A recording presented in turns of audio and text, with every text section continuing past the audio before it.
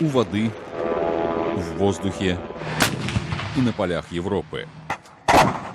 Накануне саммита НАТО в Варшаве Альянс решил показать свою мощь в масштабах, невиданных со времен Холодной войны. Примерно 31 тысяча военных из 24 государств приняли участие в войсковых учениях «Анаконда-16», которые прошли на территории Польши и Балтийских стран. Это станет четким сигналом, что НАТО готово встать на защиту любого своего партнера по блоку. Многие военные аналитики сомневаются в том, что этих сил достаточно, чтобы противостоять возможному нападению России. Это скорее средство сдерживания. Дело не в том, что в России сидят и думают, как бы нам напасть на страны Балтии.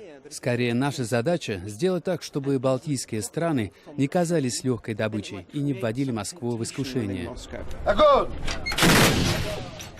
Россия рассматривает учения НАТО как провокацию.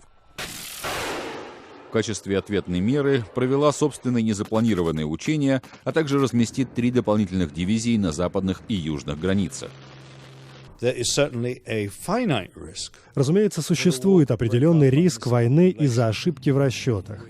Если мы окажемся в ситуации военных действий, наш единственный сценарий — атаковать военные объекты на территории России. А это повлечет за собой колоссальный риск дальнейшей эскалации, которого не было даже во времена Холодной войны. Потому что тогда линия соприкосновения находилась в глубине Восточной Европы.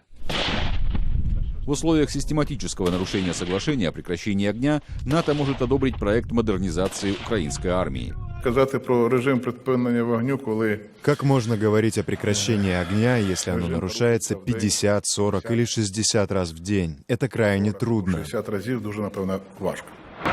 Грузия, принимавшая участие в учениях НАТО в мае, тоже хорошо знакома с тем, какие губительные последствия может принести соседство с Россией. Россия вторглась в Грузию в 2008 году и до сих пор поддерживает сепаратистов в Южной Осетии и Абхазии.